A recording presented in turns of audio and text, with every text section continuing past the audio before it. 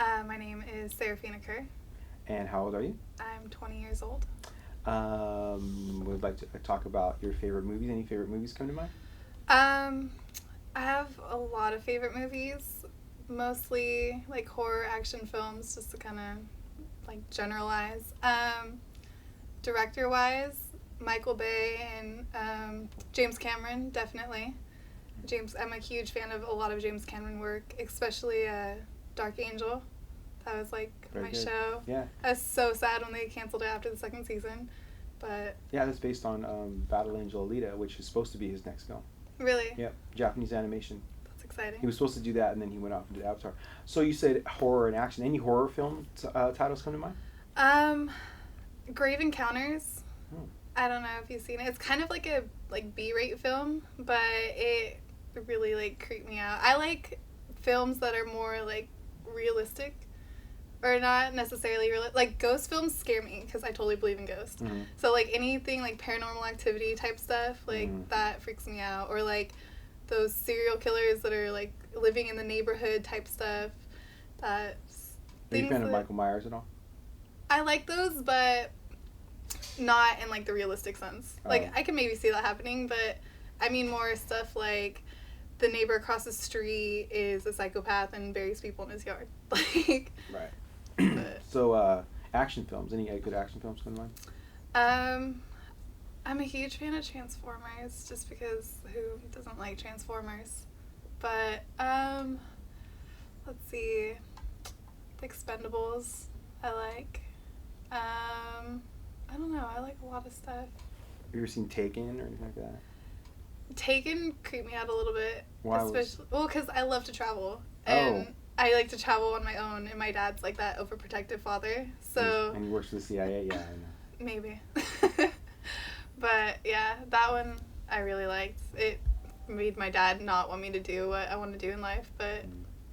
It's funny because there's a lot of close quarter combat that happens in that film, and that's kind of an inspiration for this one as well. We're going to do a lot of that, like shooting in close range and fairly realistic battle. So we're going to have to train you. I started to see a lot of like memes online where what's the actor's name? The dad?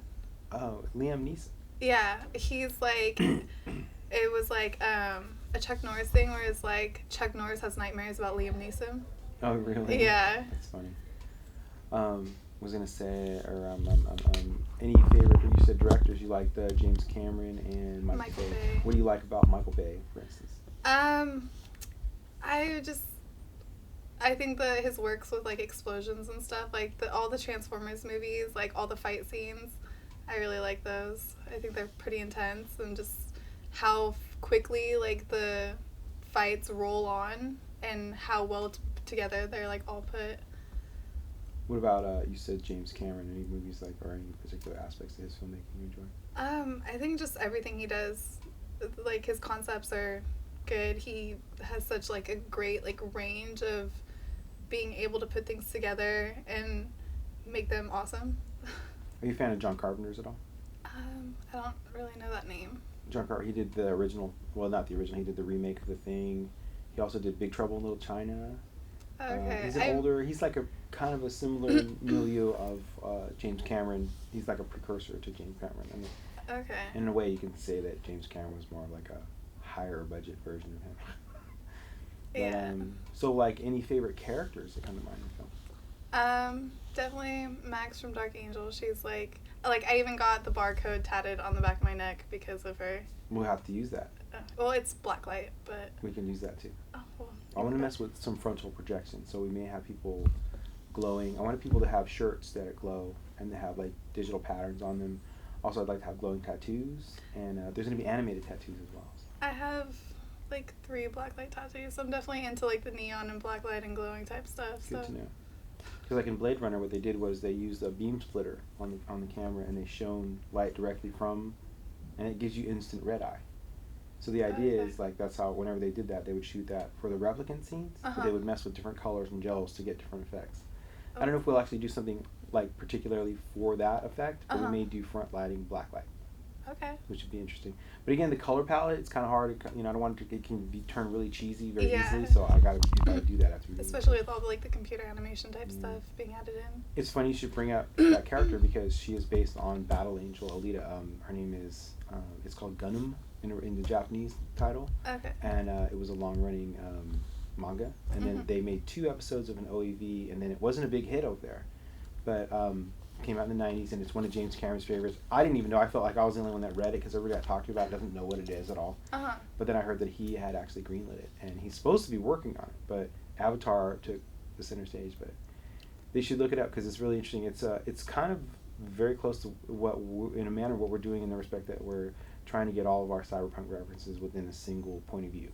So and that one has Rollerball in it, where she's a cyborg and she's an assassin.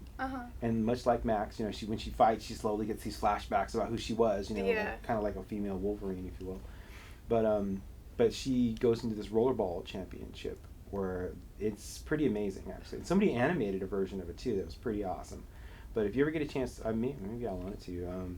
Those are some really amazing books, and one of the best manga I've read in 20 years, and I love manga. But yeah, we have those references. So your character and what do you want to accomplish working on this project? I think my whole goal in life is to sort of be on camera.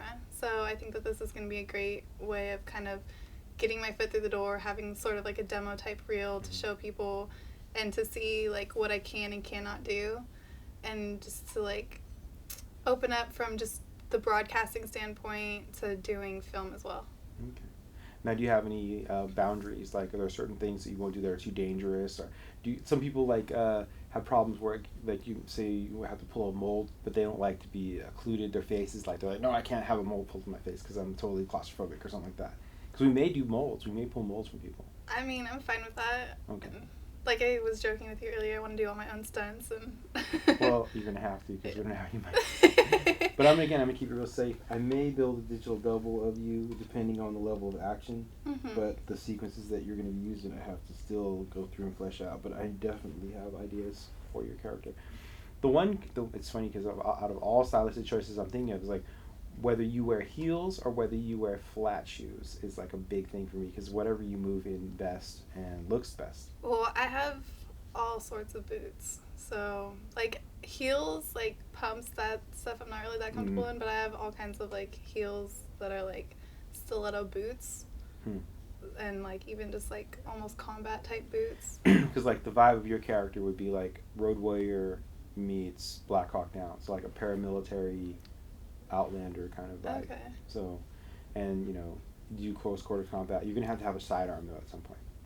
Okay. You have to shoot, you know, but you prefer using...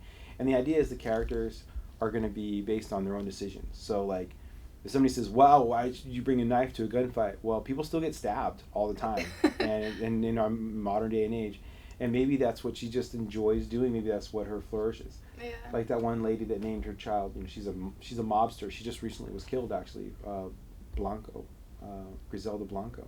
I haven't She's heard about that. She's a female mobster. They used to call her La Madrina, which means the godmother. Yeah.